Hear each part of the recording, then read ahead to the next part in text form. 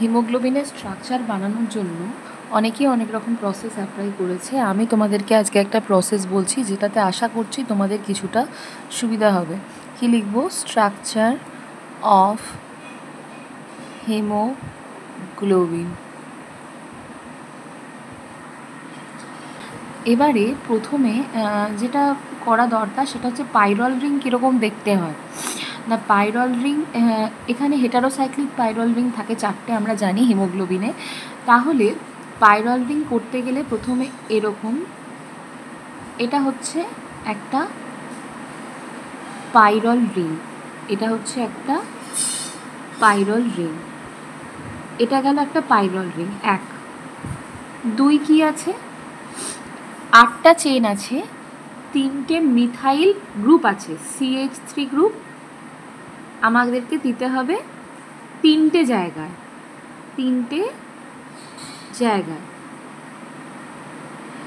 কোথায় কোথায় দেব আমরা দেব 1-এ, 3-এ, 5-এ আর 8-এ।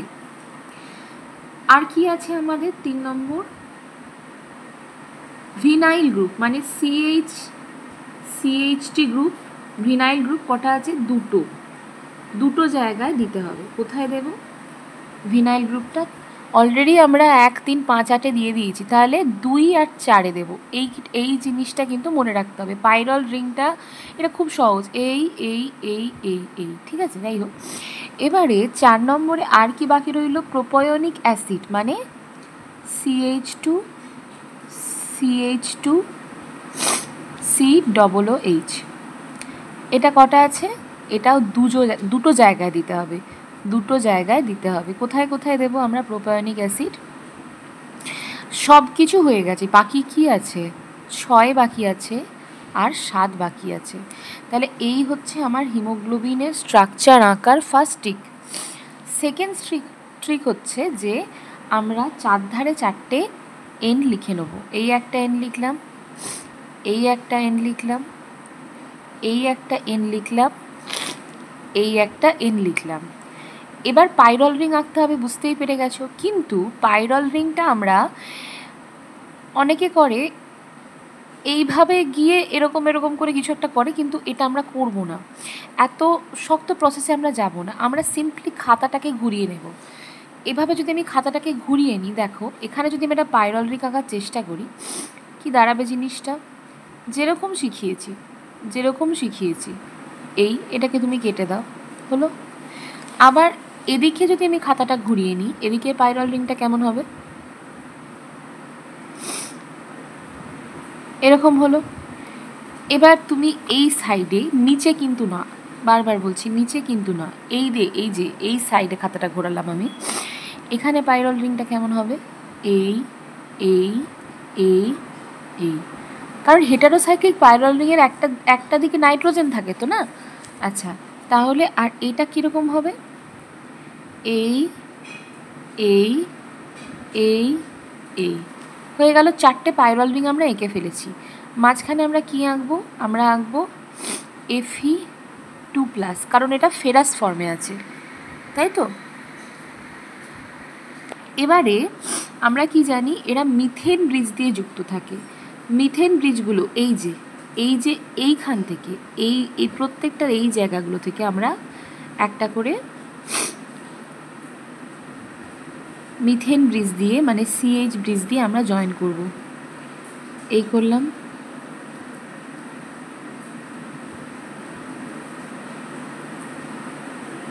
এই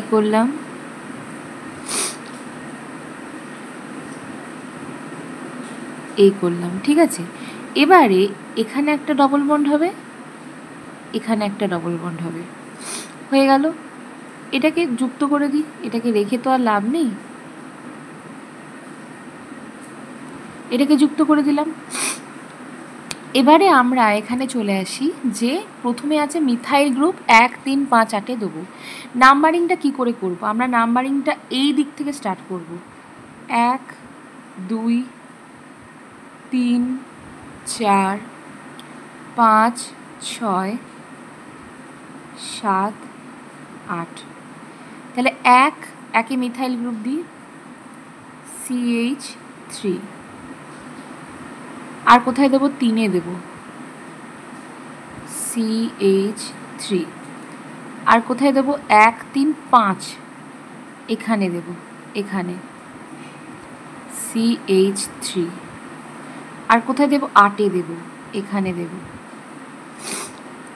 CH3, সরি 3টা একটু অন্যরকম হয়ে গেল।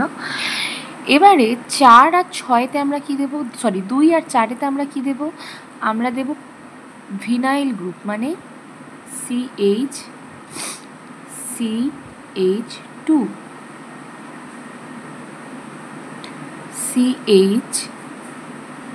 CH2। এবারে 6 আর 7 বাকি আছে, সেখানে আমরা কি দেব, একদম লাস্টে প্রোপায়নিক অ্যাসিড, মানে CH2 COOH। আবার এখানে চলে আসি, কি দেব, CH2 COOH। আমাদের অলমোস্ট হিমোগ্লোবিনের সমস্ত স্ট্রাকচারটা আঁকা কমপ্লিট হয়ে গেছে, কিন্তু আমাদের ডবল রিংগুলো বাকি আছে। ডবল রিংগুলো যখন শুরু করব তখন কিন্তু আমরা এই রিংটা থেকে শুরু করব। এই রিংটার যে কোনো একটা জায়গায় আমরা একটা ডবল রিং কাটবো, যে কোনো একটা জায়গা মানে এই জায়গায় কাটবো, এটা মনে রাখতে হবে।